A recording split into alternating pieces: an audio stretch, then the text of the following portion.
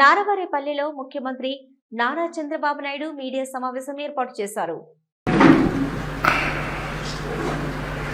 అందరికీ నమస్కారాలు. ఒక మంచి సాంప్రదాయానికి మా మిస్సెస్ అయితే దగ్గర 16-17 సంవత్సరాల కంటే ముందు ప్రతి ఒక్కరూ కూడా గ్రామాలకు వెళ్ళాలి, గ్రామాలతో అనుసంధానం కావాలి, మనం ఎక్కడి నుంచి వచ్చామో ఆ రూట్స్ని మర్చిపోకూడదనే ఉద్దేశంతో ఆ రోజు మా ఫ్యామిలీ అంతా కూడా రావడానికి ఒక నిర్ణయం చేసి అక్కడి నుంచి ప్రారంభించారు. అంతవరకు వచ్చేవాళ్ళు, కానీ ఇలాంటి ఒక ఆలోచన విధానంలోనే మార్పు తీసుకొచ్చే విధంగా శ్రీకారం చుట్టారు. ఎందుకంటే నేను ముఖ్యమంత్రిగా ఉండడం, కొన్ని సమయాల్లో అపోజిషన్ లీడర్గా ఉండడం, పార్టీ అధ్యక్షుడిగా ఉండడం, నేను కూడా మా ఊరికి వచ్చి ఒక 3-4 రోజులు ఉంటే, ఒక 4-5 రోజులు ఉంటే మా ఫ్యామిలీ, అది ఒక మెసేజ్ అందరికి పోతుంది. గడిచిన 5 సంవత్సరాల నుంచి చాలామంది మేము చాలాసార్లు వచ్చాం, కానీ చాలామంది రావడం కూడా భయపడ్డారు. అలాంటి సందర్భాలు కూడా చూసాం.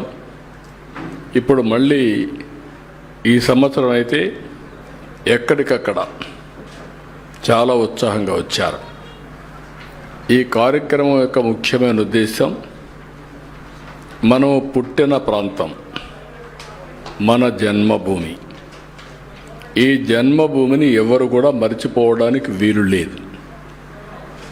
మనం పుట్టిన ప్రాంతం అనేక కారణాల వల్ల, ఇంకా మనతో పుట్టిన వాళ్ళు అక్కడికక్కడే చాలా ఇబ్బందుల్లో ఉన్నారు. బంధువులు కావచ్చు, మిత్రులు కావచ్చు, గ్రామస్తులు కావచ్చు, అందరూ కూడా ఇబ్బందుల్లో ఉన్నారు. అలాంటి సమయంలో మనకు తోచిన విధంగా మనం కూడా అసోసియేట్ అయ్యి, కొంతమంది ఏమీ చేయలేకపోయినా వచ్చిపోతే ఒక నమ్మకం వస్తుంది. చేయగలిగిన వాడు సహాయం చేస్తే ఇటీవల కాలంలో అదే పిలిపించాం. P4 ఇక్కడ పుట్టారు, గవర్నమెంట్ యొక్క ప్రయోజనాలు పొందారు, ట్యాక్స్ పేయర్స్ పే చేసిన డబ్బులతోనే చదువుకున్నారు, మీకు అవకాశం వచ్చింది, మీరు కూడా తెలివితేటలు ఉపయోగించారు, మీరు ఉన్నతమైన పదవులకు కానీ ఉన్నతమైన స్థితికి కానీ చేరుకున్నారు. కానీ మనతో పుట్టిన వాళ్ళు ఇంకా ఆ ఊర్లో ఇంకా వెనుకబడుతూనే ఉన్నారు. మెరుగైన జీవన ప్రమాణాలు లేవు. అందుకే నేను పిలిపించింది ఒకటి P4, public private peoples partnership. దీనికి short term, medium term, long term కుటుంబాలని మార్గదర్శి, ఎవరైతే దత్త తీసుకున్న వాళ్ళు బంగారు కుటుంబాలు, ఈ 2 అనుసంధానమయ్యి short term, medium term, long term కలిసి పనిచేస్తే అద్భుతమైన ఫలితాలు వస్తాయి.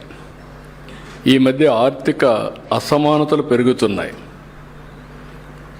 ఆర్థిక సంస్కరణలు వచ్చాయి, టెక్నాలజీ అడ్వాంటేజ్ వచ్చింది. ఈ 2 వచ్చిన తర్వాత డెమోగ్రఫిక్ డివిడెంట్ వచ్చింది. ఇప్పుడు స్ట్రాంగ్ లీడర్షిప్ ఉండే పరిస్థితికి వచ్చాం. దీంతో ఎక్కడికక్కడ అడ్వాంటేజ్, సంపద సృష్టించడం కంటిన్యూగా జరుగుతూ ఉంది. మనం చూస్తే ప్రపంచంలోనే ఫాస్ట్ గ్రోయింగ్ ఎకానమీ ఇండియా. ఇప్పుడు 4వ ప్లేస్లో ఉన్నాం. ఇంకో 1 or 2 years 3rd ప్లేస్కి వస్తాం. అక్కడి నుంచి ఇంకా ముందుకు పోతాం. అదే సమయంలో పబ్లిక్ పాలసీస్ వల్ల బిలియనియర్స్ ఎక్కువ అవుతున్నారు, ఆర్థిక అసమానతలు పెరుగుతున్నాయి. ఆర్థిక అసమానతలు తగ్గించకపోతే భవిష్యత్తులో ఆ సమాజం ఆ సాటిస్ఫాక్షన్ ఉండదు.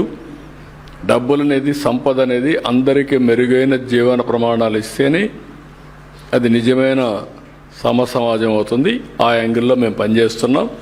అందుకే P4 తీసుకొచ్చాం.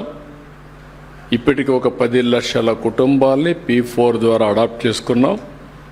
ఈ 2026 నేను ఎక్కువ ఫోకస్ పెడతాను. ఇక్కడ కావాల్సిన డబ్బులే కాదు,